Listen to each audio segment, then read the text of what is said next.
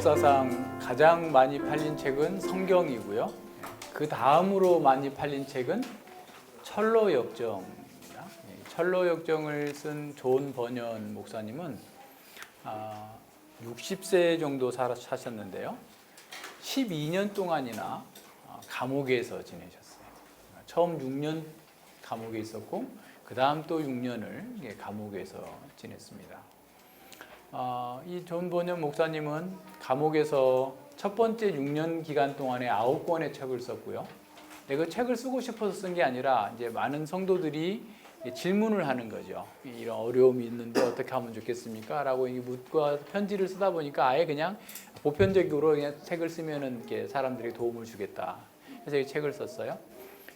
두 번째 투옥될 때는 아내가 죽고 이제 새로운 그 아내하고 젊은 아내에게 전 부인이 낳았던 그 4명의 자녀들을 맡기고 이렇게 감옥에 또 6년 동안 그 생활을 하는데 그 가족들의 생계를 위해서 감옥에서도 이런 뭐 당시에도 뭐 구두에 같은 데다가 장식을 다는 게 있었나 봅니다. 그러니까 이제 그런 장식품들을 만들어서 이렇게 내보내서 이제 팔아서 생계에 도움이 되도록 이렇게 사셨죠.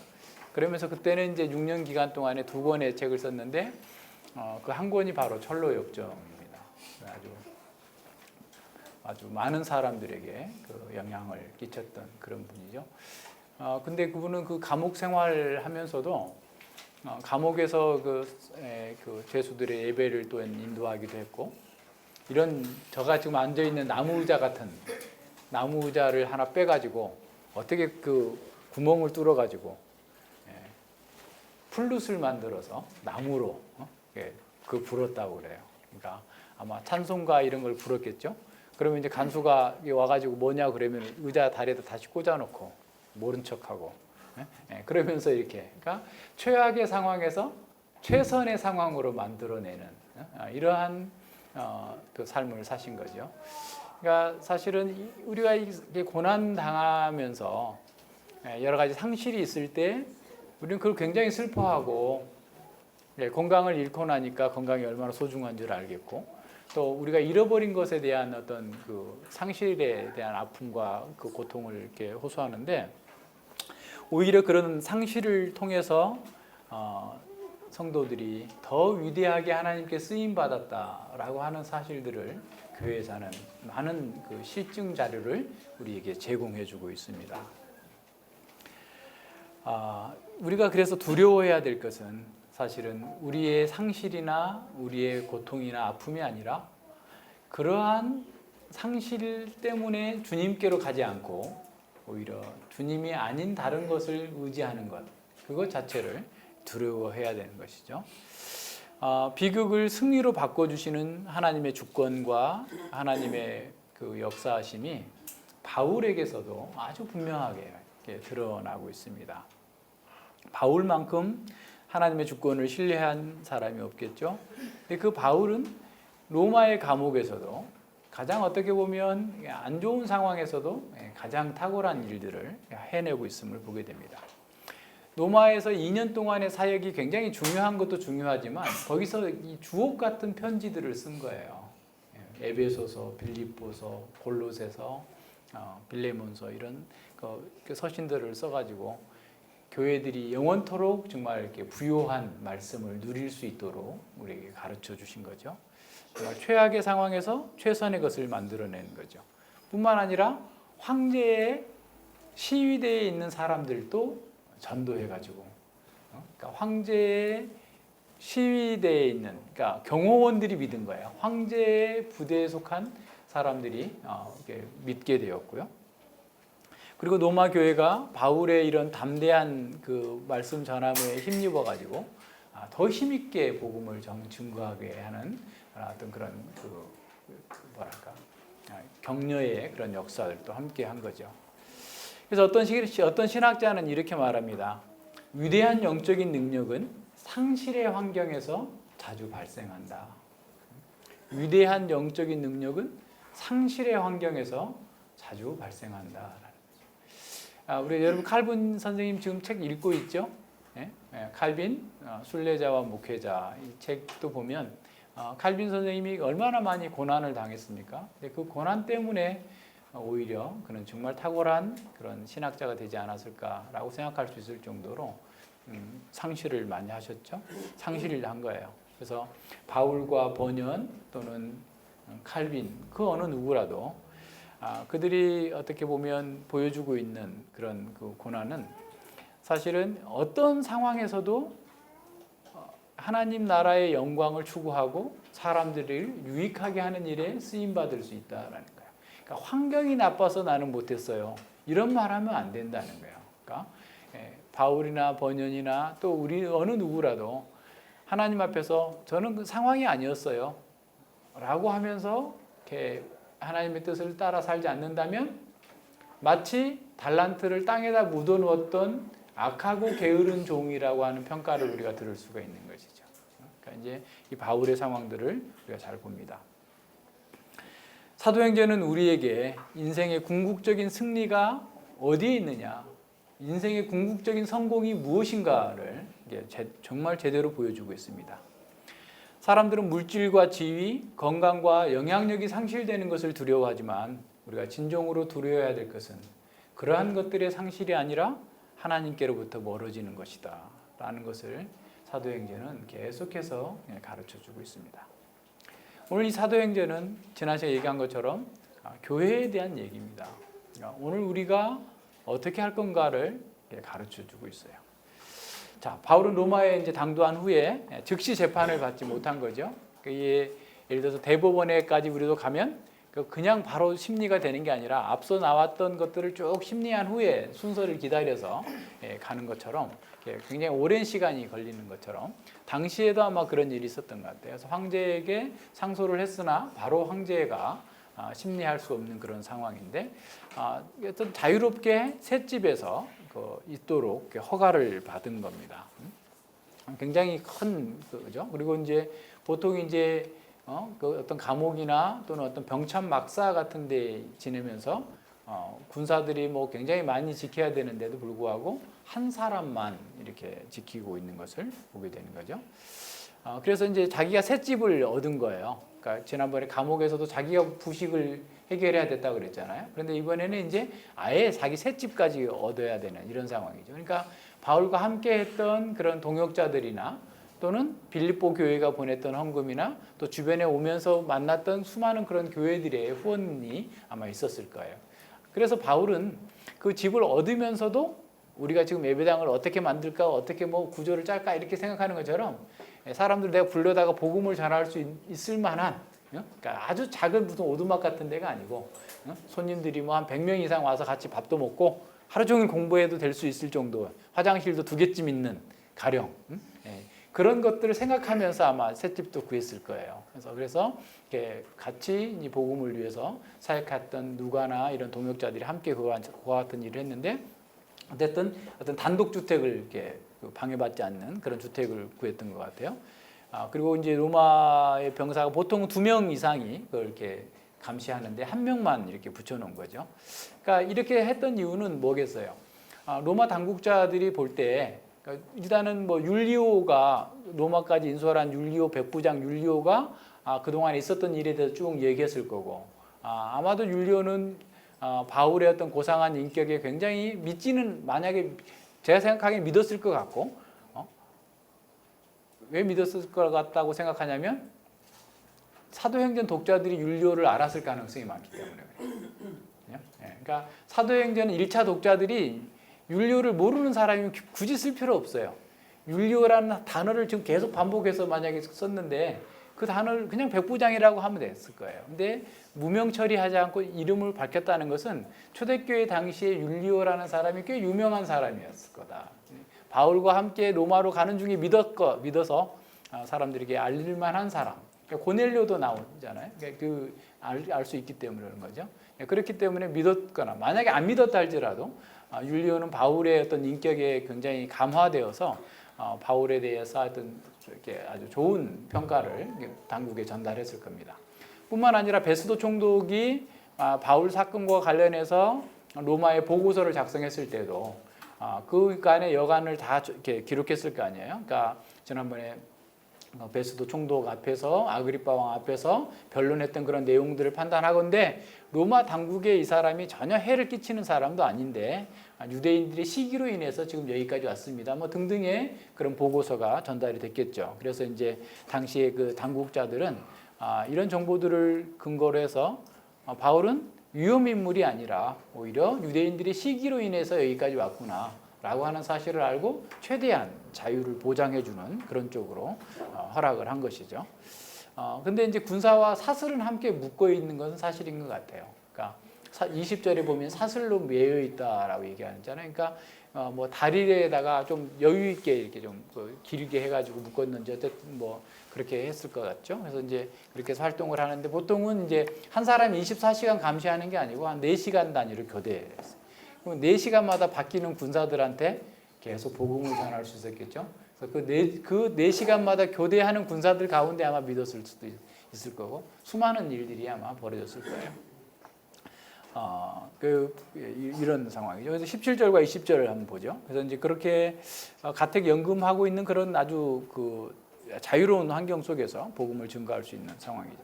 그래서 이제 유대인들을 부르죠. 사흘 후에 바울이 유대인 중 높은 사람들을 청하에 모인 후에 이르되 여러분 형제들아 내가 이스라엘 백성이나 우리 조상의 규모를 배척한 일이 없는데 예루살렘에서 로마인의 손에 죄수로 내어준 바 되었으니 로마인은 나를 신문하여 죽일 제목이 없으므로 노이려 하였으나 유대인들이 반대하기로 내가 마지못하여 가이사에게 호소하며 황제에게 호소하며 내 민족을 송사하려는 것이 아니로다.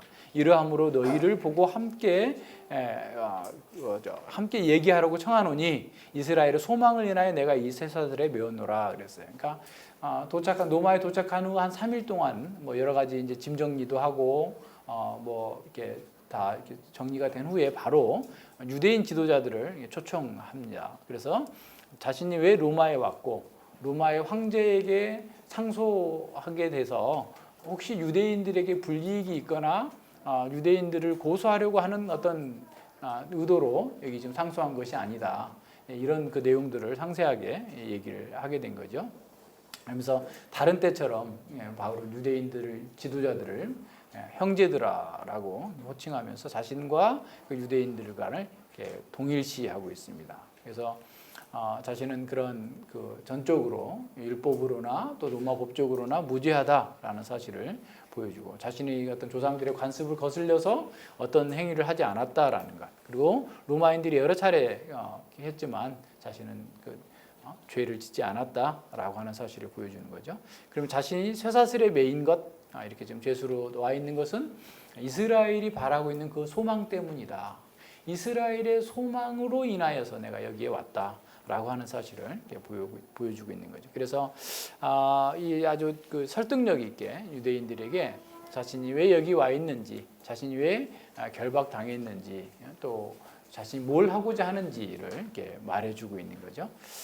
그래서 사실은 바울의 어떤 근본적인 목적은 뭐냐면 자신의 어떤 결박에 대해서 자신을 변호하거나 또는 어떤 자신이 지금 결박 상태에 있기 때문에 좀 억울하다 이런 얘기를 하려고 하는 게 아니라 오히려 이런 결박 상태를 이용해서 유대인 지도자들에게 복음을 전하고자 하는 거죠. 이스라엘의 소망이 지금 그리스도 안에서 성취가 되었고 너희들이 그 그리스도를 믿음으로 말미암아서 정말 그 소망에 참여할 수 있다라고 하는 사실을 전하고자 한 거죠. 유대인 지도자들이 와서 굉장히 호의적으로 얘기합니다. 너에 대해서 내가 유대로부터 어떤 편지를 받은 것도 없고 형제 중에 와서 너가 어떤 사람이다 잘못됐다 뭐 이런 얘기한 적도 우리가 들어본 적은 없다. 다만 우리가 이 나사렛 파라고 하는 이 너의 파, 이 파에 대해서 그리스도 파 뭐 등등의 이제 이런 파에 대해서는 어디서든지 유대인 회당에서 반대를 당하고 있는데 도대체 그게 뭔지 너의 사상도 좀 알아보고 이 파가 도대체 무슨 파인지 좀 알고 싶다라고 하는 그 상태로 굉장히 호의적으로 나오는 거죠. 그러니까 이 유대인들은 굉장히 객관적인 태도로 바울의 그 견해를 좀 듣고자 하는 거죠. 자, 이렇게 유대인들이 관심을 보이는 것, 복음을 듣고자 하는 그런 태도를 바울이 놓칠 리 없죠. 그래서 아주 분명하게 복음을 전합니다. 23절에 보시죠. 저희가 일자를 정하고 그의 우거하는 집에 많이 오니 바울이 아침부터 저녁까지 강론하여 하나님 나라를 증거하고 모세의 율법과 선지자의 말을 가지고 예수의 일로 권하더라 그랬어요. 아침부터 저녁까지면 점심밥은 줘야 될 거 아니에요. 저녁엔 갔더라도. 그러니까 그런 저런 일들이 굉장히 많았겠죠. 날짜를 정해가지고 안식일 날도 왔을 수 있고 다른 날도 왔을 수 있고 계속. 근데 이제 하나님 나라와 예수의 일로 권했다 그랬는데 이건 앞에서 다 얘기했어요. 하나님 나라가 어떻고 예수님이 어떻고 쭉 얘기했기 때문에 누가는 그걸 다시 반복하지 않고 생략해서 쓴 거죠. 그러니까 바울의 설교의 핵심은 하나님 나라였다는 거죠. 그러니까 하나님 나라와 또 그 하나님 나라가 예수님 안에서 주어졌다라고 하는 사실을 이렇게 가르치고 있는 거죠. 그래서 바울은 유대인들에게 구약 성경을 다 알고 있는 유대인들에게 구약 성경을 구속사적으로 풀어서 가르쳐주면서 하나님 나라가 이미 임했고 또 그래서 믿음으로 하나님 나라에 참여할 수 있다. 예수님을 통해서 갈 수 있다라고 얘기하고 있는 거죠. 그래서 이제 그 누가복음에서는 하나님 나라가 예수님의 가르침과 또 이적과 기사를 베푸심을 통해서 도래했음을 보여주셨고, 그리고 이제 사도행전에서는 어떻게 보면 그 승천하신 예수님께서 성령을 보내셔서 사도들을 통해서 사도들의 전도를 통해서 하나님 나라가 확장되어 가고 있다는 사실들을 쭉 보여주고 있었던 거죠. 그래서 사실은 모든 지역을 초월해서 인종을 초월해서 하나님 나라의 백성들이 지금 구약에 예언된 바대로 교회로 나오고 있다라고 하는 사실을 가르치게 된 거죠.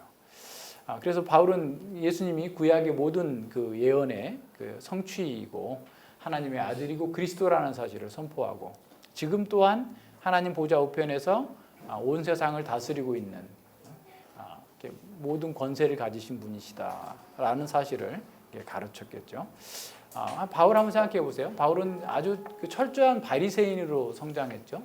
바리새인으로 성장했고 회심한 이후에 이 구약 성경을 이제 능통하게 알게 됐고 구속사적으로 해석할 수 있었고, 그리고 이제 사도로 이제 직접 본격적으로 이렇게 복음을 전하기 시작한 지 거의 30년 가까이 됐어요. 그러면 뭐 아주 원숙한, 그죠? 최고의 학자이면서 최고의 설교자이고 최고의 어떤 그 경륜을 가진 그런 교사로서 지금 가르친 거죠. 그러니까 사람들에게 얼마나 적절하게 잘 가르쳤겠어요. 그런데 그 말씀을 들었던 사람들이 어떻게 보면 복음의 정수를 이렇게 전달했음에도 불구하고 둘로 나뉘게 됩니다. 많은 사람들이 왔어요. 많은 사람들이 와서 말씀을 듣는데 믿는 사람이 있고 믿지 않는 사람이 있는 거죠. 그런데 믿는 사람보다 믿지 않는 사람이 더 많았던 것 같아요. 그래서 많은 사람들이 완고하게 나와서 그 말씀을 듣지 않는 것으로 나눠. 이제 서로 올 때는 같이 그냥 이렇게 의기투합해서 왔는데 믿는 자들은 믿는 자들대로, 안 믿는 자들은 안 믿는 자들대로 이렇게 나누게 된 거죠. 복음은 언제나 어디나 가든 나누게 됩니다. 사람들이 듣는 자와 안 듣는 자 나뉘죠. 가족들하고도 나뉘잖아요. 그러니까 이제 이게 다 복음은 어쩔 수 없어요. 세계관을 바꾸는 거기 때문에 세계관이 동일시되지 않으면 이게 뭐 같이 갈 수가 없잖아요. 땅의 것을 추구하는 사람과 하늘에 있는 것을 추구하는 사람이 같이 가기가 어려운 것처럼 복음이 사람들을 나누게 됩니다. 이것은 예수님이 처음에 오셨을 때 그 성전에서 그 제사하러 갔을 때 그 시므온이라고 하는 예언자가 선지자가 그렇게 얘기했죠. 누가복음 2장 34절에 보면 시므온이 저희에게 축복하고 그 모친 마리아에게 일러 가로되 보라 이 아이는 이스라엘 중 많은 사람이 패하고 흥함을 위하여 비방을 받는 표적이 되기 위하여 세움을 입었다라고 했어요. 그러니까 예수님 때문에 어떤 사람은 흥하고 어떤 사람은 예수님 때문에 망하게 되는 거죠. 그러니까 예수님을 믿는 사람들에게는 흥하게 되고 믿지 않는 사람들은 망하게 될 거다라고 하는 것을 보여주고 있는 거죠. 자, 그렇게 흩어지는 유대인들을 보면서 바울은 이사야서 6장 9절로 10절의 말씀을 인용하면서 그들에게 강력하게 적용을 합니다. 25절과 28절 봅니다. 서로 맞지 아니하여 흩어질 때에 바울이 한 말로 일러 가로되 성령이 선지자 이사야로 너희 조상들에게 말씀하신 것이 옳도다. 일러스되 이 백성에게 가서 말하기를 너희가 듣기는 들어도 도무지 깨닫지 못하며 보기는 보아도 도무지 알지 못하는도다. 이 백성들의 마음이 완악하여져서 그 귀로는 둔하게 듣고 그 눈은 감았으니 이는 눈으로 보고 귀로 듣고 마음으로 깨달아 돌아와 나의 고침을 받을까 함이라 하였으니 그런즉 하나님이 이 구원을 이방인에게 보내신 줄을 너희는 알라. 저희는 또한 들으리라 하더라 그랬어요. 그러니까 아침부터 저녁까지 유대인들에게 집중적으로 가르쳤던 그 내용을 어떻게 보면 하나님 나라와 예수에 관한 일이다라고 한마디로 요약했던 이 저자 누가는 오히려 믿지 않는 자들에 대해서 아주 강력하게 적용하고 있는 바울의 말씀을 좀 비교적 상세하게 기록하고 있는 거죠. 그러니까 누가는 왜 유대인들이 안 믿는가, 무엇 때문인가 그것에 대한 원인을 제시하고자 하는 그런 의도로 이걸 더 많이 기록했겠죠. 먼저 바울은 거역하는 유대인들에게 성령께서 이사야를 통해서 조상들에게 하신 말씀이 옳았다라고 선언합니다. 그러니까 이사야에게 주어진 그 말씀 성령님께서 주신 거다. 구약에 있는 모든 말씀들이 마찬가지죠. 그래서 바울은 성령께서 이사야를 통해서 말씀하신 것이 과거에 말씀을 받은 조상들에게 실현되었을 뿐만 아니라 지금도 믿지 않는 유대인들에게도 실현되었다라고 선포하고 있는 거죠.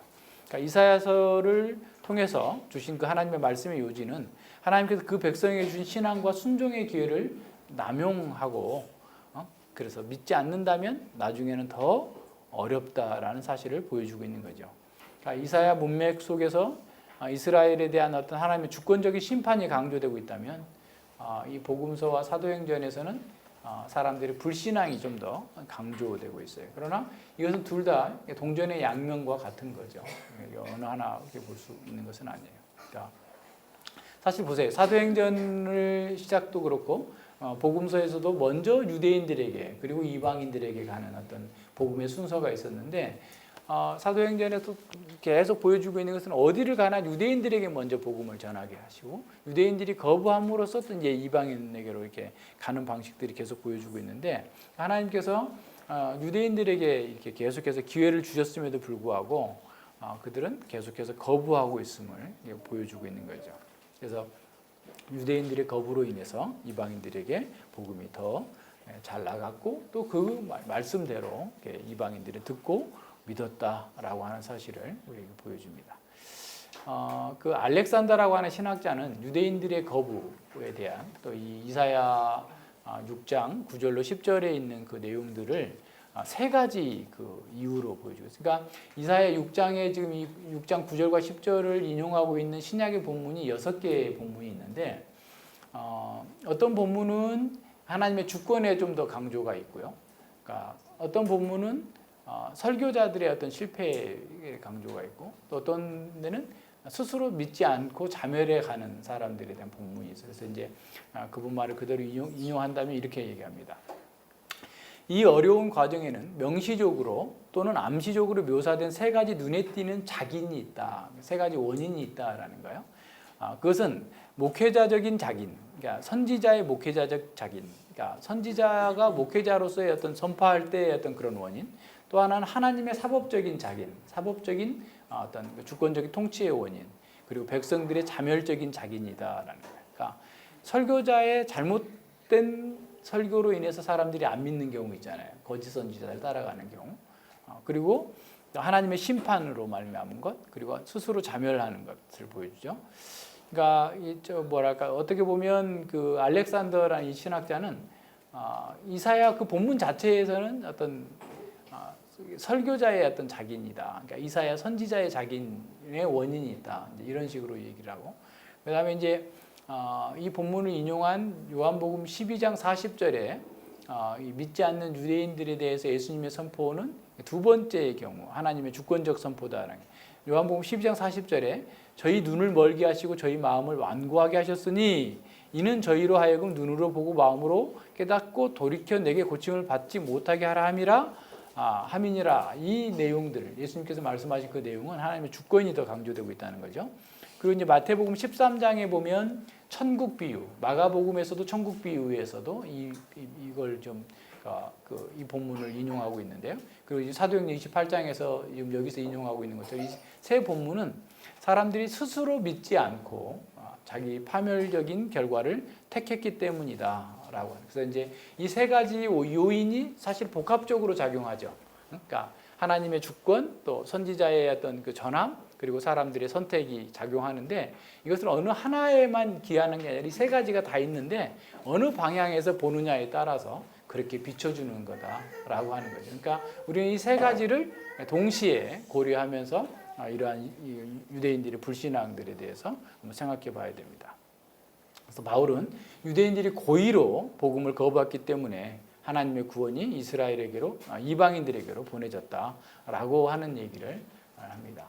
이미 바울은 3번씩이나 그 얘기했어요. BCD의 안디옥에서도 회당에서 전할 때 사람들이 안 믿으니까 내가 이방인에게로 가리라, 이방의 빛으로 되리라 얘기했고, 또 고린도에서도 그랬고, 18장에 보면 고린도에서도 그랬고, 그리고 에베소에서도 그랬죠. 에베소에서도 그들이 안 믿으니까 나가서 이방인들 두란노 서원에서 전하게 되고 그러면서 했는데, 이 마지막에 지금 로마서에서는 아주 강력하게 4번째로 이방인에게 복음이 증거될 거다라고 얘기하죠.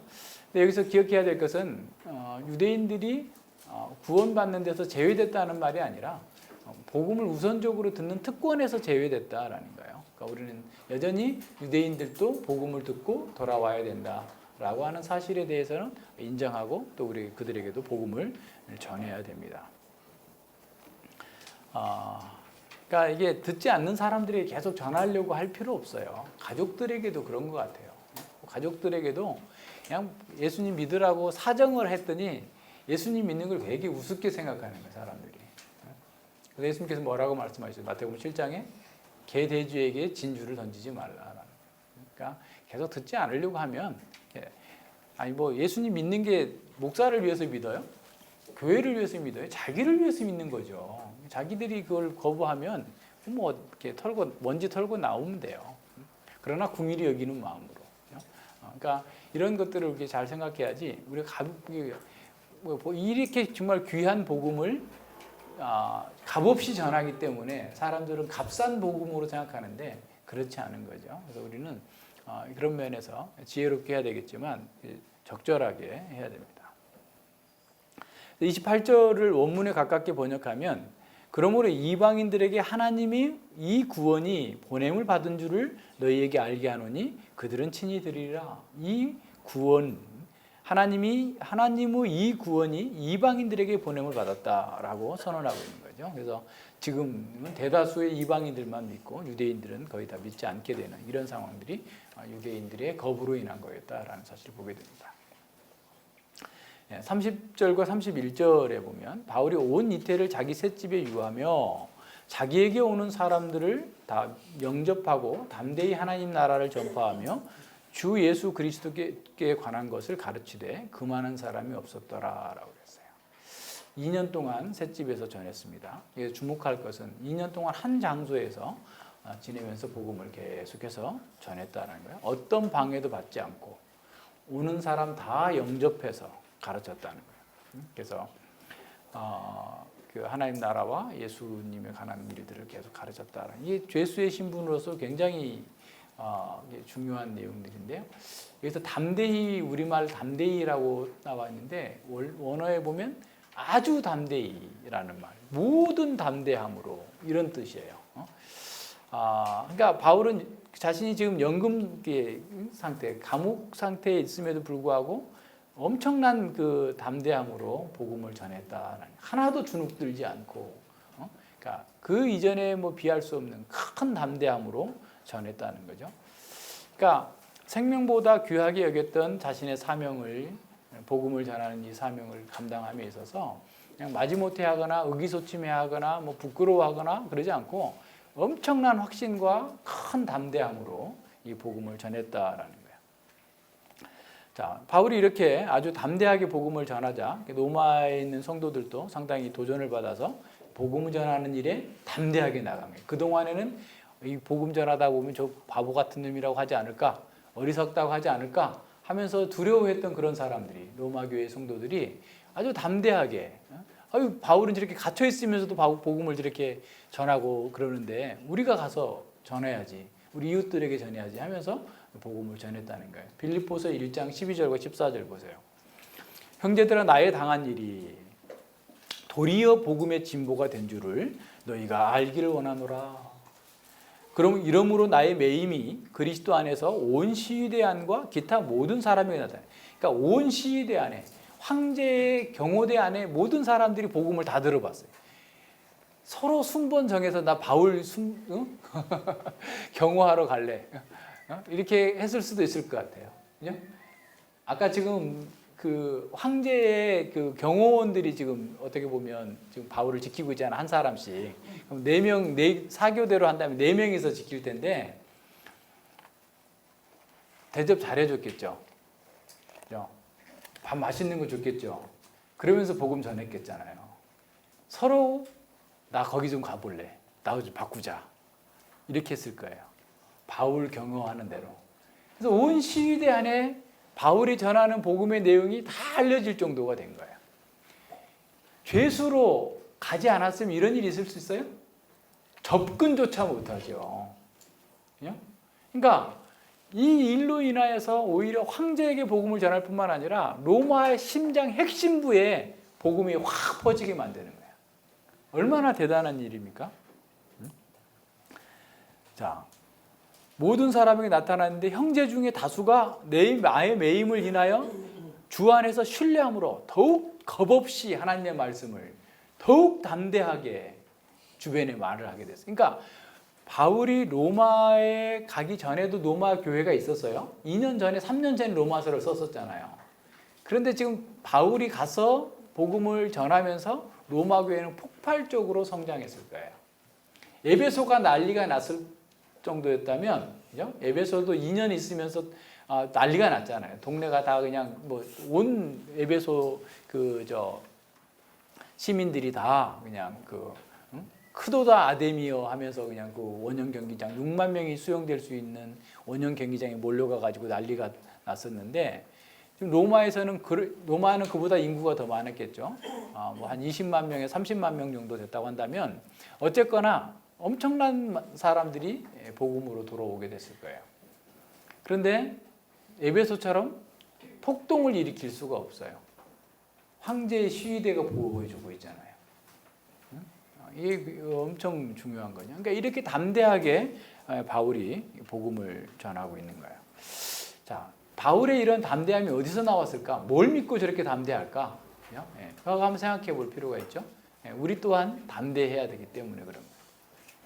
바울은 우선 예수님의 말씀들을 다 기억했을 겁니다. 그러니까 예수님께서 요한복음 16장에서 세상이 너희를 핍박하나 담대하라, 평안하라, 내가 세상을 이겼노라 라고 말씀하신 요한복음 16장 33절의 말씀들을 기억했을 거고, 또 사도행전에서 2번씩 나타나서 예수님께서 네가 로마에 가서 황제 앞에 가서 복음을 전해야 되리라, 담대하라, 담대하라, 두려워하지 말라, 계속해서 말씀해 주셨던 그 말씀들을 다 기억하고 있는 거죠. 자, 우리가 담대할 수 있는 방법도 동일해요. 하나님의 말씀을 기억하는 겁니다. 고난의 상황에서 하나님의 말씀을 기억하지 않기 때문에 두려워하고 그 상황에 매몰되어서 비굴하게 굴복하게 되는 거예요. 말씀을 통해서 세상을 주권적으로 통치하시는 그 하나님을 바라보면 담대해지는 거예요.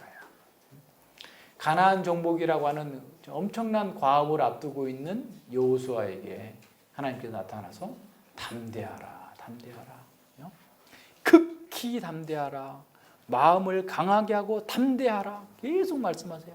여호수아서 1장 5절과 7절, 9절 계속 말씀하시는 거예요. 근데 그 담대하라라고 하시면서 하시는 말씀이 뭐냐면 율법을 지켜 행하라라는 거예요. 그러니까 네가 율법을 지켜 행하는 것, 말씀을 따라 행하는 것이 곧 나와 함께 하는 거다라는 거예요.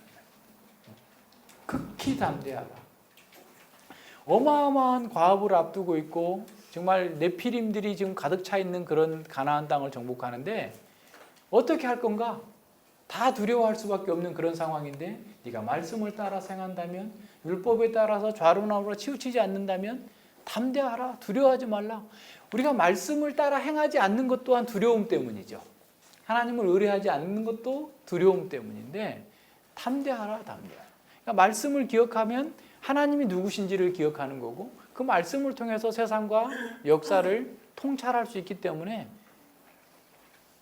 내 육신의 몸은 죽여도 영혼은 죽일 수 없는 저 사람들 두려워하지 않고 하나님을 두려워하면서 하나님을 경외하면서 세상을 이겨나가는 거예요. 그러니까 우리 자녀들에게 가르칠 것도 그거예요. 세상에 지식 하나 더 얹어줘가지고 영어 단어 더 외워가지고 더 좋은 직장에 가게 하는 게 부모가 해야 될 일이 아니라 담대하게 여호와를 경외하도록 여호와의 말씀을 가르치는 것이 자식을 위한 최고의 길이에요. 요새 알파고 제로가 나왔다며요. 걔는 스스로 바둑을 배워가지고 알파고 리를 100점 100승 했대잖아요.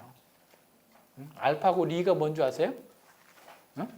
이창훈하고 붙어가지고 했던 그 알파고를 100번 싸워서 100번 다 이겼대요. 스스로 그냥 지가 익혀가지고 바둑을 익혀서 바둑이라고 하는 프로그램을 가르쳐 주지도 않았는데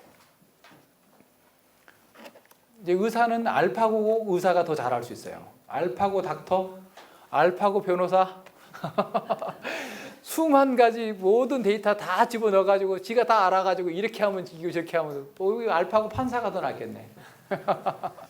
다 할 수 있어요. 그럼 우리는 뭐 할까요? 그거 두려워하지 말고 하나님의 말씀을 공부하면 돼요. 하나님의 사람으로 내가 하나님을 경외하면 세상의 두려움을 이길 수 있어요. 담대함이 담대함.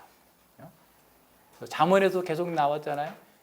야라라고 하는 단어, 여호와를 두려워한다라는 단어가 여호와를 만나면, 여호와를 경외하면 세상의 모든 두려움을 이기는 그런 두려움이에요.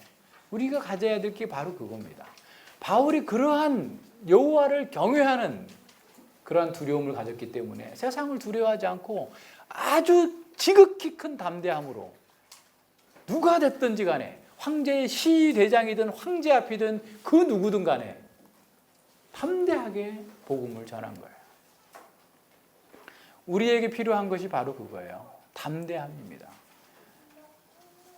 아유, 말씀대로 하면 교인들 다 떠날 텐데 두려워가지고 사람 눈치 보면서 그냥 죄라는 얘기 빼고 뭐 빼고 지난번에 그 이제 우리 그 번역하시는 전수사님이 이제 목사 안수를 받으셨어요. 근데 이제 목사 안수가 받았으면 정말 담대해야 됩니다.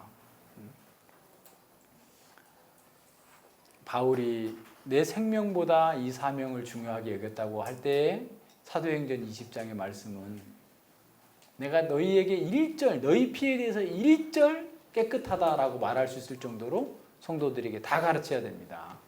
아니면 에스겔 3장에서 얘기하고 있는 것처럼 당신이 제대로 안전하면 그 사람이 죽으면 당신에게 하나님께서 책임을 물으실 겁니다. 무서운 경고를 했더니 깜짝 놀래가지고 마침 자기가 중국인 사역을 했는데 교회에 잘 나왔는데 중국 가가지고 끔찍한 범죄를 저질러가지고 사형을 당해. 교회에 나왔었는데 그 사람에게 인간이 뭐고 죄가 뭐고 세상이 뭔지를 제대로 가르치지 않아서 가르쳤다면 그렇지 않았을 텐데 어쩔 줄 그건 모르죠. 그러나 자기가 그걸 가르치지 않았다면 심각하다. 두려운 일이다. 말씀대로 해야 되는 거예요. 담대함이 없으면 사람들 눈치 보면서 돈 많이 내는 사람 얘기 따라가고 목소리 큰 사람 얘기 따라가고 이런저런 얘기 다 따라가게 되는 거예요. 말씀의 원리가 교회를 지배하지 않고 사람들 목소리 큰 사람, 힘 있는 사람들이 교회를 좌지우지하게 되는 거예요. 어떻게 할 거예요? 예수님께서 그러셨잖아요. 내 양은 내 음성을 들으며. 그러니까 하나님 말씀대로 전하면 예수님께서 말씀대로 예수님 말씀대로 전하면 예수님의 양이면 내가 전하는 말씀을 들을 거고 아니면 안 들을 거지. 담대하게 해야지. 성령님께 맡기고 내가 사람을 뭐 거듭나게 할 수 있는 것도 아니고 어쩐 것도 아니잖아요. 오히려 예수님이 거기다가 누가복음 6장에서는 너희가 모든 사람에게 칭찬을 받으면 화 있을진저라고 해요. 그죠? 말씀 전하는 사람에게 1차적으로 해당되는 거지만 말씀 전하는 사람이 다 모든 사람에게 다 듣기 좋은 뭐 칭찬을 들어. 그러면 화가 있다. 하나님 나라에 참여하지 못한다는 말이에요. 그러니까 두려워하면 안 돼요. 그러니까 하나님 말씀대로 하다가 죽으면 순교하는 거고, 그죠? 담대하게 하는 거지. 큰 담대함이 우리에게 필요한 큰 담대함이. 바울과 같은 담대함이 어디서 나와요? 여호와를 경외함으로 나옵니다. 주님만을 두려워하면서 주께서 원하시는 대로 하고, 아예 부족하면 부족한 대로, 없으면 없는 대로 살지. 그렇잖아요. 뭐 꼭 그렇게 해야 돼? 그런 거 아니잖아요. 따지고 보면 아무것도 아니에요, 사실. 따지고 보면. 사람 많이 모아놨는데 야수들만 모아놨다. 응? 동물농장이 동물농장. 서로 물고 뜯고 막 싸우고. 사람 많은 게 좋은 거예요? 하나님 말씀대로 한 사람이라도 말씀대로 하는 사람, 말씀에 따라 사는 사람, 그 사람이 복이 있는 거지. 사람 많은 게 복이 있는 게 아니에요. 돈 많은 게 복이 있는 게 아니에요. 여러 가지 생각해 봐야 됩니다. 두 번째, 우리가 담대할 수 있으려면 승리의 경험이 쌓여야 돼요. 말씀대로 했더니 되네. 그러니까 처음에 우리 그러잖아요. 정말 말씀대로 하면 될까? 기도하면 하나님께 들어주실까? 의심이 있었어요. 다. 그죠? 그런데 말씀대로 했더니 정말 말씀대로 되네. 저 원수 사랑하라는데 못하겠는데 하나님 어떻게 하죠? 미워 죽겠는데 어떻게 하죠 하나님?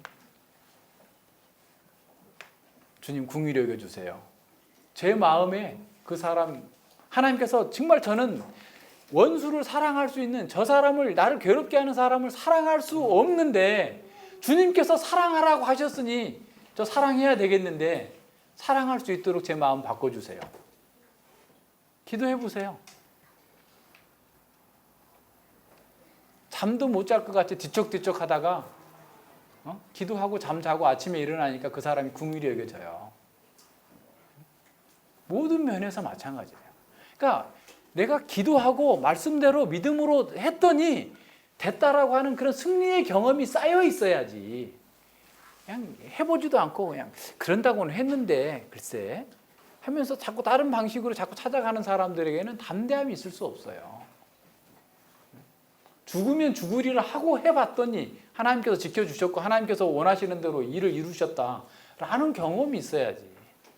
그래야 담대함이 있는 거잖아요. 바울은 지금 수도 없이 많은 경험들을 해왔어요. 말씀대로. 살았더니 그대로 됐구나. 그래서 담대하게 할 수 있는 거야. 죽는 날까지라도. 우리가 필요한 게 그거예요. 우리는 믿음의 승리가 계속 좀 쌓여야 돼요. 그래야 누군가를 도울 수 있을 거 아니에요. 고민하는 성도에게 그거 내가 예전에 이렇게 했더니 됐던데 당신도 한번 그렇게 해봐. 우리 같이 기도합시다. 이렇게 하면서 할 수 있어야 될 거 아니에요. 그게 담대함의 근원입니다. 바울 사도는 디모데후서에서 디모데전서에서 거짓 목사들이 막 판쳐요. 거짓 목사들이 경건을 이익의 재료로 삼아서 쉽게 말하면 목회를 돈벌이의 수단으로 사용하고 있는 목사들이 벌써 그 당시에도 많이 있었단 말이에요. 돈을 사랑하는 것이 일만하게 근원이다. 이 목사들이 하는 거거든요. 목사들이 돈을 사랑해요. 근데 옛날에는 목사가 돈을 좋아해도 속으로 좋아하지 겉으로 나 돈 좋아한다 이런 말 안 했는데 제가 한 10년 전에 어떤 목사를 들으니까 나는 돈 좋아해. 돈 있는 사람 좋아해. 돈 갖고 와 나 만나려면. 그런 사람이 있다고 들었어요.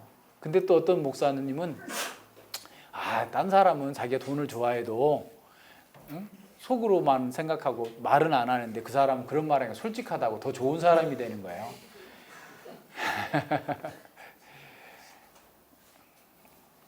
좋은 사람일까요, 더? 죄가 죄인지도 모르는 사람인 거죠. 자, 그런 상황에서 지금 디모데가 목회를 하고 있는 거예요. 그러면서 어떻게 얘기하냐면 디모데전서 6장 11절과 12절. 오직 그러나 너 하나님의 사람아 네가 정말 하나님의 사람이라고 한다면 이것들을 피하고 돈 벌기 위해서, 먹고 살기 위해서, 자기 영광을 위해서 다른 사람을 가르치는 것 다 피하고 의와 견건과 믿음과 사랑과 인내와 온유를 갖추며 믿음의 선한 싸움을 싸우라. 영생을 취하라.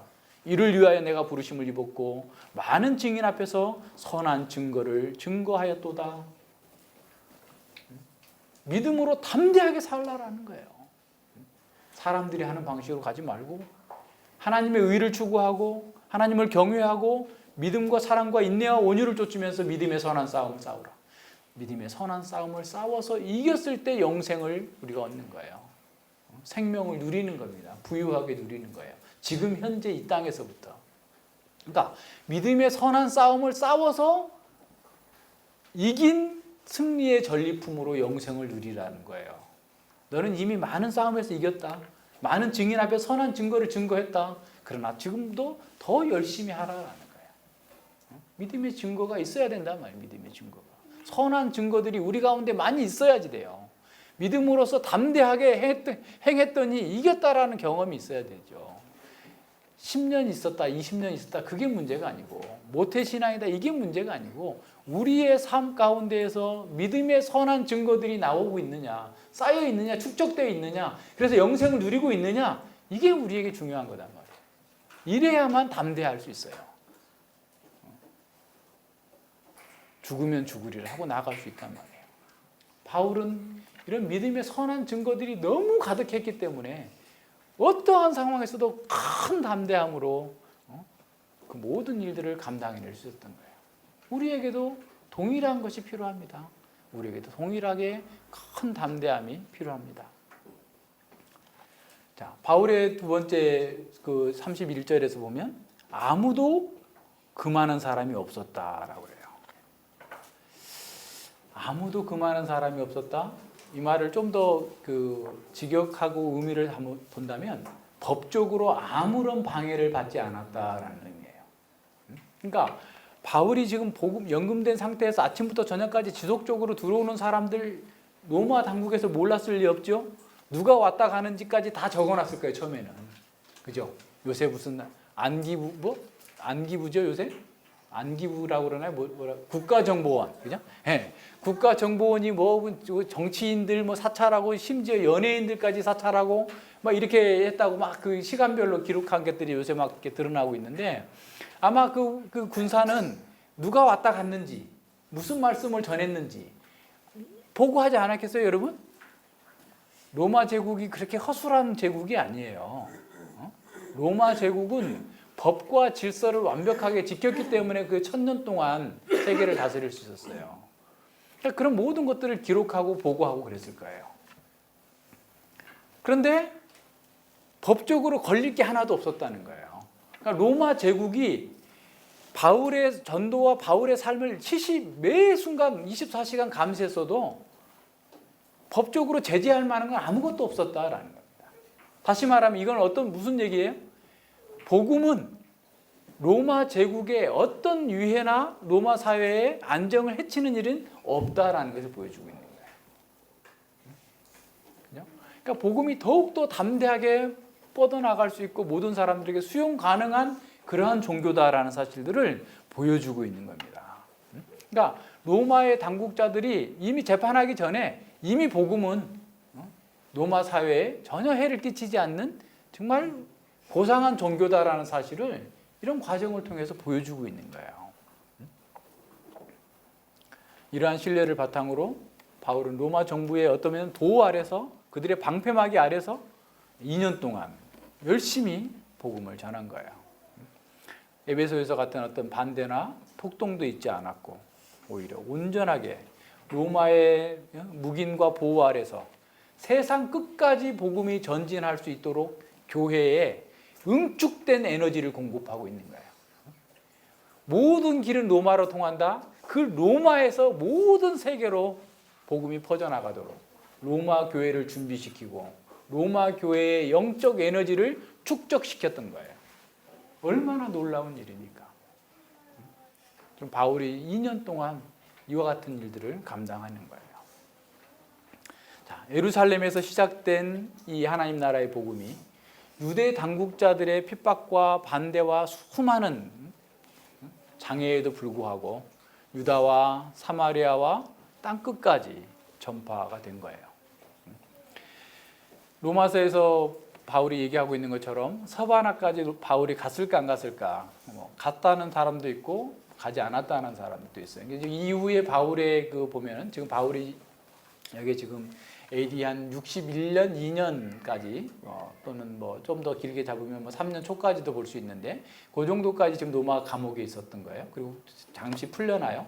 한 2년 정도 풀려났다가 뭐 64년쯤에 또 이렇게 잡혀오게 되는데 네로 황제의 핍박 때 잡혀오는데 그걸 순교의 시간을 64년으로 보는 학자도 있고 67년 좀 늦게 보는 분들도 있는데 그 사이에 이제 그 디모데후서가 그 사이에 쓰여졌어요. 두 번째 잡혀와가지고 그럴 때 이제 보면 소아시아의 교회들, 마게도니아 교회들을 방문한 것이 드러납니다. 그러니까 그 서바나까지 갔다 왔는지 어쨌는지는 확실한 증거는 없어요, 성경상으로. 그러니까 갔다 왔을 수도 있고 아니면은 어떤 로마 교회를 통해서 갔을 수도 있고 뭐 등등의 그거는 뭐 중요한 것은 아니고요.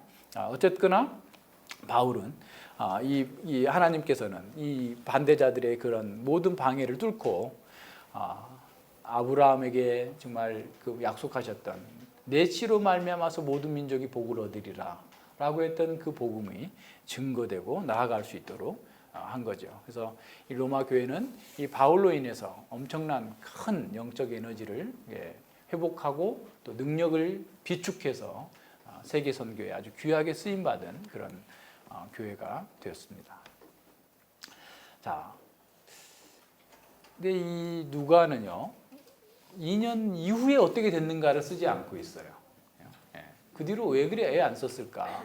여러 가지 추론을 해볼 수 있는데 존 스토트는 그렇게 얘기합니다. 재판을 위한 글이었다라는 거예요. 그러니까 데오빌로라고 하는 사람. 데오빌로라고 하는 사람이 이게 수신자가 1차 수신자가 1차 독자가 데오빌로예요.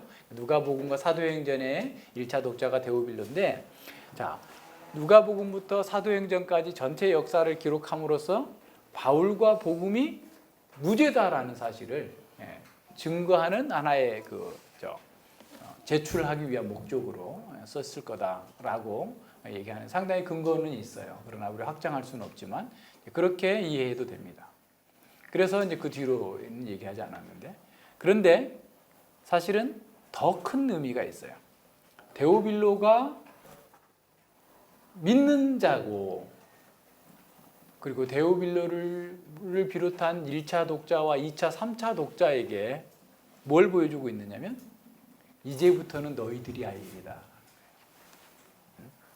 바울이 이처럼 담대하게 복음을 전했던 것처럼 바울을 통해서 열려있는 이 세계 선교의 그 길을 이제 교회가 바톤을 받아서 가야 된다 라고 하는 사실을 열린 상태로 보여주고 있는 거예요.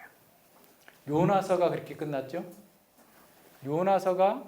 요나가 불평할 때 야, 너 그 박덩굴 하나를 귀하게 여기면서 내가 이 20만 명이나 되는 사람들을 귀하게 여기는 게 당연하지 않느냐?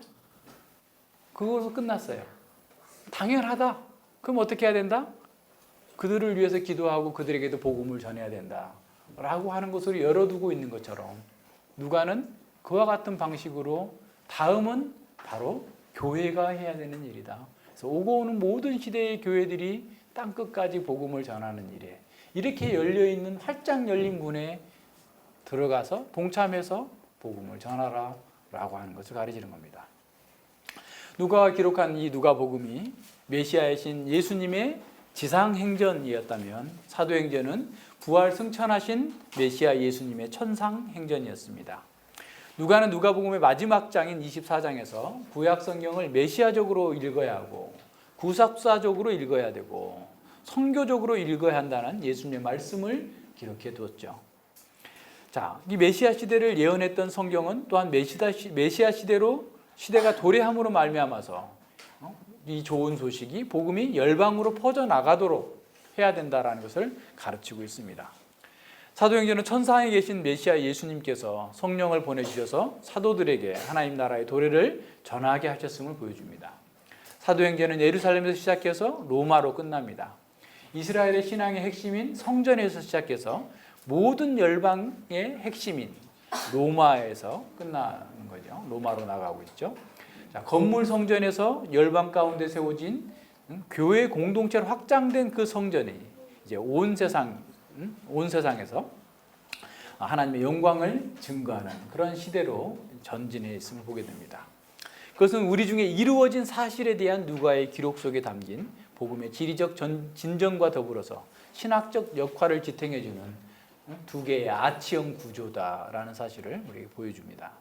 그리고 세례 요한에서부터 바울까지 누가의 이야기에 나오는 일들은 흥미진진한 이야기일 뿐만 아니라 그 이야기들은 이루어진 역사적 사실이다라는 사실을 기억해야 됩니다. 그 모든 사건들은 구약에 나오는 이스라엘의 이야기 전체가 절정과 목적지에 도달했음을 증거합니다.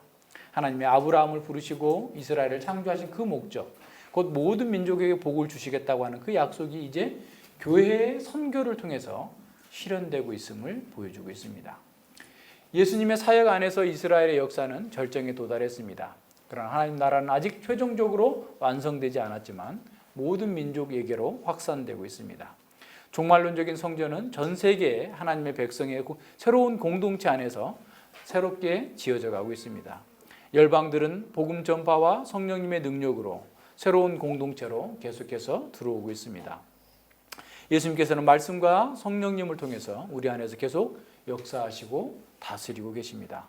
예수님께서는 오늘 우리에게도 땅끝까지 복음을 들고 나가야 한다라고 선언하십니다. 마태복음 28장 19절과 20절이죠. 하늘과 땅의 모든 권세를 내게 주셨으니 그러므로 너희는 가서 모든 족속으로 제자를 삼아 아버지와 아들과 성령의 이름으로 세례를 주고 내가 너희에게 분부한 모든 것을 가르쳐 지키게 하라. 볼지어다 내가 세상 끝날까지 너희와 항상 함께 있으리라. 하늘과 땅의 모든 권세를 가지신 그 예수님께서 우리에게 사명을 맡기셨어요. 따라서 이 세상의 어떤 세력이나 어떤 국가나 어떤 자도 믿는 자를 구원하시는 하나님의 이 주권적인 역사, 이 복음을 막을 수는 없습니다. 바울은 모든 사역을 마치고 주님께 가기 직전에 이렇게 고백합니다. 내가 선한 싸움을 싸우고 나의 달려갈 길을 마치고 믿음을 지켰으니 이제 후로는 나를 위하여 의의 면류관이 예비되었으므로 곧 주 곧 의로우신 재판장이 그 날에 내게 주실 것이니 내게만 아니라 주의 나타나심을 사모하는 모든 자에게니라. 주의 나타나심을 사모하는 것으로 선한 싸움을 싸우는 모든 사람들에게 의의 면류관을 주실 것이다 라고 약속해 주십니다.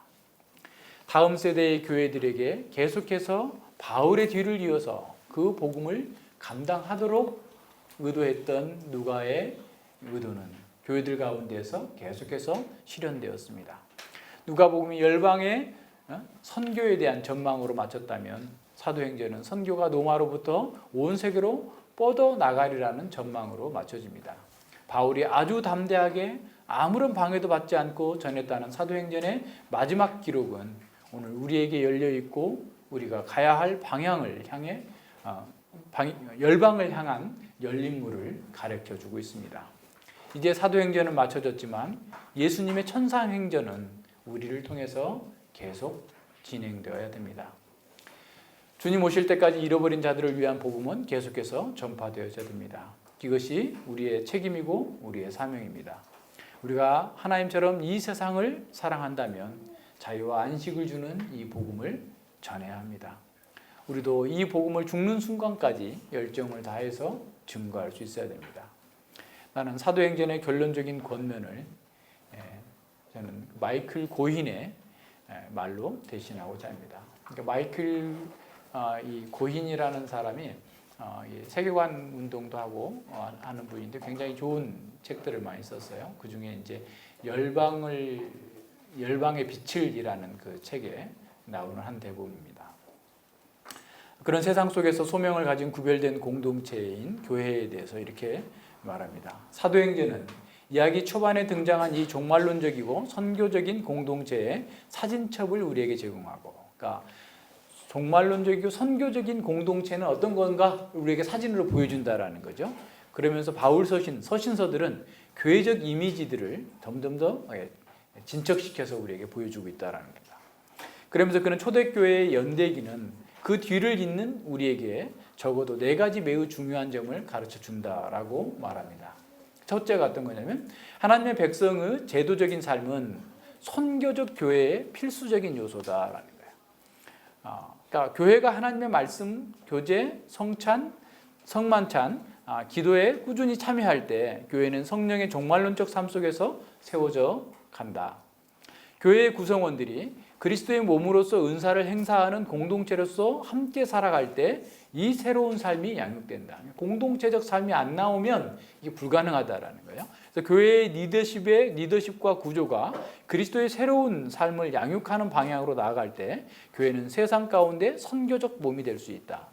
교회는 양극의 방향성, 곧 내적인 면과 외적인 면을 모두 가지고 있어야 한다. 그러니까 이제 구심적인 것과 원심적인 것이라는 거죠. 그러니까 하나님 나라로 모으는 것과 또 하나님 나라를 증거하기 위해서 흩어지는 것들, 이 2가지의 구심력을 양극 방향성을 가지고 있어야 된다는 거죠.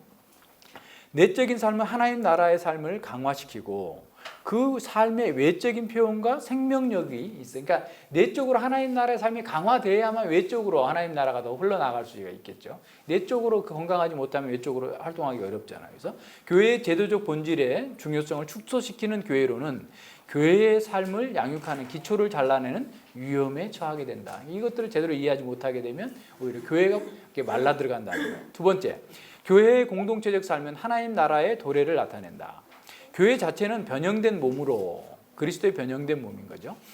하나님이 인간의 삶을 위해 의도하신 사회적 질서의 표상이 되어야 된다. 다시 말하면 원상의 사회를 교회가 구현해내야 된다라는 거죠. 선교는 무엇보다도 하나님의 백성이 문화적 우상에 대항할 때 드러나는 대조적 삶이며, 그러니까 선교란 이 세상의 우상에 속한 그런 문화에 대항하는, 그래서 이 세상 사람들과 다른 삶을 사는 것으로 나타내 보이는 것이고, 인간의 삶을 향한 하나님의 창조 계획에 빛나는 예증이자 하나님의 구속 목적의 목표, 그러니까 하나님의 창조와 구속을 동시에 드러내주는 것이 선교다라는 거죠.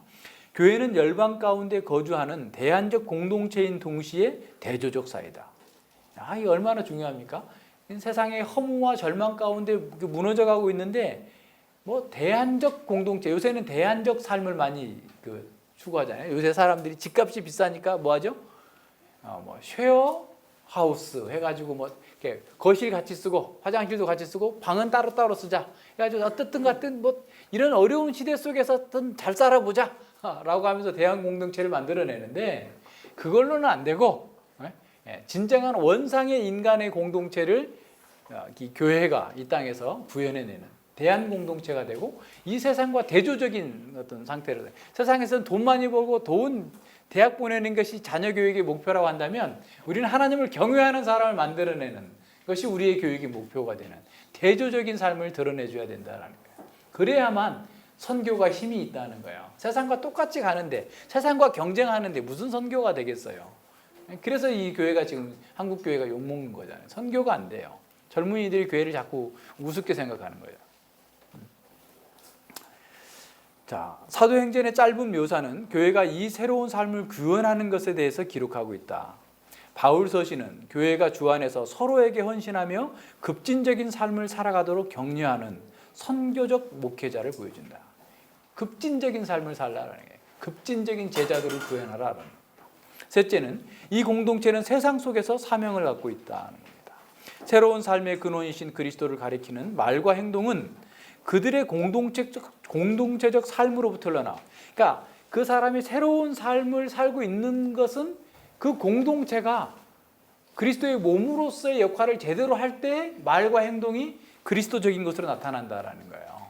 그러니까 공동체와 상관없이 나만 잘하면 돼 해서는 안 된다는 겁니다. 그러니까 많은 개혁교회들이 몸이 건조하고 거기서 문제가 일어나는 이유가 공동체에 대한 이해가 없어요. 교회 아라는 말은 하는데 공동체적인 삶이 없어요. 교제가 없어요. 그 속에서 어떻게 하나님의 사랑과 그리스도의 사랑이 나누어지겠어요? 불가능한 거죠. 이런 면에서. 그러니까 우리가 정말 바르게 사는 것도 이런 것에서 출발하는 거예요. 그러니까 선교적 교회는 그리스도를 가리키고 복된 소식을 말하며 전도하는 교회다. 그러니까 그렇게 됐을 때 우리가 먼저 그렇게 되니까 그런 거죠. 또한 이 교회는 자비와 정의의 행동으로 복음을 실현하는 거예요. 그러니까 불의를 눈감아주는 것은 복음을 실현하는 게 아니에요. 진리와 함께 기뻐하고 불의를 미워하는 것이 그리스도의 사랑이고 기독교의 사랑인 거죠. 이 모든 면에서 메시아적 공동체는 자신의 말과 행동으로 하나님 나라의 복음을 전한 예수님을 따르는 거예요. 우리의 말과 행동으로 복음을 실현한, 하나님 나라의 복음을 전한 예수님을 따라가는 겁니다. 그러나 이 문화적 선교는 교회 또한 선교적 대면 속에서 예수님의 고난에 동참하는 거예요. 그럴 수밖에 없는 거죠. 그러니까 고난을 없이 선교하겠다고 하면 100% 시험에 들어서 타락하게 돼요. 고난이 없이 목회하겠다 그러면 100% 시험에 들어서 타락해요. 고난 없는 그리스도의 삶을 살겠다 그러면 100% 타락합니다. 그러니까 어떻게 해야 되겠어요? 각오하고 고난을 각오하고 해야 돼요. 군대 편하기 위해서 가는 사람 있어요? 우리 그리스도의 군대에 들어온 사람이에요. 밖에 있어도 고난, 안에서도 고난인데 우리의 고난은 영원히 남는 빛나는 보석을 정련하는 고난이에요. 그러니까 그 고난을 감내하는 거예요. 교회가 주변 문화의 가장 깊은 확신에 도전할 때 돈 있어야 돼, 좋은 대학 나와야 돼, 뭐 어쩌고 저쩌고 하는 그런 모든 확신들에 도전하는 것이 교회예요. 그건 다 허무한 거야. 헛되고 헛되니 헛되도다. 전도서의 메시지를 전하면서 그래서 예수님께 나와야 돼 라고 얘기하는 것이 교회예요. 그럴 때 사람들이 좋아하지 않잖아요. 그들이 가장 깊은 확신을 도전하고 그거 잘못됐다고 얘기하면 다 싫어하죠. 반대에 부딪힐 수밖에 없는 거죠. 이 일은 특히 하나님의 백성이 주변 문화의 기관에 깊이 개입할 때 일어나는, 그러니까 주변 문화를 바꾸거나 주변 문화의 영향을 받지 않으려고 할 때 계속 일어나는 거죠. 교회는 주변 문화의 공적 생활에 대한 사명을 가지고 있어요. 그러니까 교회는 그냥 내 사적인 문제만 하는 게 아니라 공적인 영역에서도 그리스도의 진리와 복음이 구현될 수 있도록 우리 자신을 내어드리는 선교적 헌신을 해야 된다는 겁니다.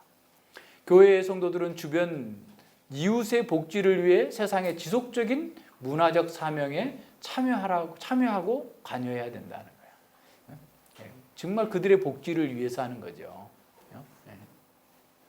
마지막으로 이 종말론적 공동체는 땅끝까지 가는 사명이 있습니다. 하나님의 선교란 모든 사람에게 복음을 전하는 일이며 지역 회중은 이 과제에 대한 자신들의 책임을 감당해야 된다는 게, 우리끼리만 해서는 안 되고 우리가 멀리 있는 아직도 복음을 한 번도 들어보지 못해서 죽어가는 사람들에 대한 부채의식을 가지고 빚진 자 의식을 가지고 복음을 전해야 된다. 교회의 지역 선교는 물론 중요합니다. 그러나 건강한 교회는 지역의 상황을 넘어선 선교를 위한 비전을 유지해야 됩니다. 이 폭넓은 비전은 교회의 지역 선교를 위한 궁극적 지평을 제공하고 그 선교를 활기차게 유지합니다.